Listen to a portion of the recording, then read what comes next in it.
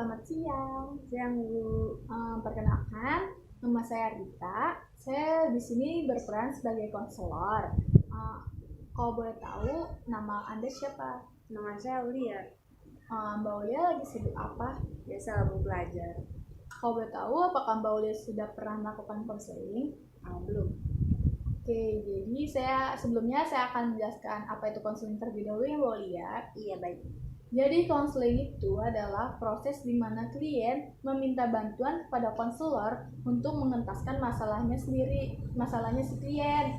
Nah, tapi Mbak Ulia juga tak perlu khawatir untuk cerita Mbak Ulia diketahui oleh siapapun karena kita sebagai konselor memiliki asas kerahasiaan. Maksudnya itu, saya sebagai konselor tidak punya hak untuk menyebarluaskan cerita Mbak Ulia kepada siapapun. Sampai sini, apakah Mbak Ulia sudah mengerti? Kalau boleh tahu, Mbak Ulia punya masalah apa? Jadi gini, dalam belajar itu kan saya selalu bisa mengikuti tahapnya. Terus di kelas juga saya rajin dalam pembelajaran. Tapi saya masih ngerasa kalau misalnya saya itu belum ada waktu yang pas buat belajar. Tapi kalau menurut Mbak Ulia, apakah cara belajarnya sudah tepat? Menurut saya sih kurang tepat. Kenapa begitu? Ya gimana ya, Bu? Dari saya bangun tidur, terus saya bantuin orang tua saya bersih-bersih, nyiapin ini, nyiapin itu, habis itu mandi, berangkat sekolah, ngikutin pembelajaran di sekolah, belum lagi ditambah kegiatan saya yang masih ada di sekolah. Kalau boleh tahu, emang Mbak Ulia kalau tidur itu jam berapa? Jam 10 malam. Malam juga ya. Kalau boleh tahu juga, bangunnya itu jam berapa? Jam 4:30. Kalau boleh tahu, setelah kegiatan belajar, apakah Mbak Ulia mengikuti kegiatan lain? Ada sih Bu dari sekolah ya, kayak semacam ekskul, dan saya juga di ekskul itu tuh kan saya mengikuti beberapa ekskul, dan salah satunya saya memegang ketua dari ekskul tersebut, dan emang mereka masih membutuhkan saya. Terus juga ekskul itu nggak bisa saya tinggal kayak gitu aja loh Bu, masih. Terus kalau kayak gitu, Mbak Ulia kapan belajar ya kalau misalkan semua kegiatan yang Mbak Ulia ikutin? Ya paling saya kalau belajarnya itu kalau misalnya ada waktu senggang atau malam sebelum tidur, itu pun juga kalau misalnya saya nggak kecapean dan nggak ngantuk.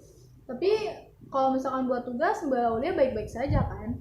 Kalau tugas sih saya selalu ngerjain, cuman kadang saya ngerjainnya di sekolah atau ngelihat teman saya udah membuat jawaban. Dari cerita yang Mbak Ulia sudah ceritakan kepada saya, apakah menurut Mbak Ulia sendiri, Mbak Ulia sudah benar dalam mengatur jadwalnya sehari-hari?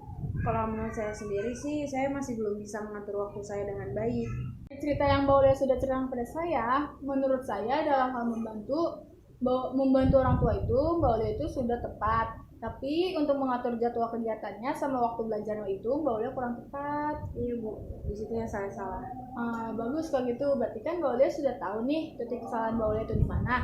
Kalau saya boleh saran, coba Mbak Ulia itu buat jadwal untuk kegiatannya dan waktu belajarnya supaya Mbak Ulia itu punya tanggung jawab dan tidak merasa terbebani dalam mengatur jadwal lainnya, dan supaya Mbak Ulia juga bisa membantu orang tuanya. Ya terima kasih Bu sarannya, nanti saya akan membuat jadwal lebih rinci buat waktu belajar dan membantu. Bagus kalau kayak gitu ya. Saya yakin nih Mbak Ulia bisa, asalkan Mbak Ulia itu semangat sama percaya pada diri sendiri. Pasti dong Bu saya. Bagus kalau kayak itu. Sampai di sini apakah ada tanggapan lain? Tidak ada Bu. Oke, baik. Apakah Anda sudah merasa puas setelah konseling ini? Puas sekali. Kalau begitu, bolehkah saya mengakhiri kegiatan konseling ini? Terima kasih ya sudah mau bercerita kepada saya. Terima kasih Bu atas sarannya, saya jadi lebih mengetahui kesalahan saya. Alhamdulillah kalau gitu. Sampai sini saya akhiri ya. Selamat siang. Siap.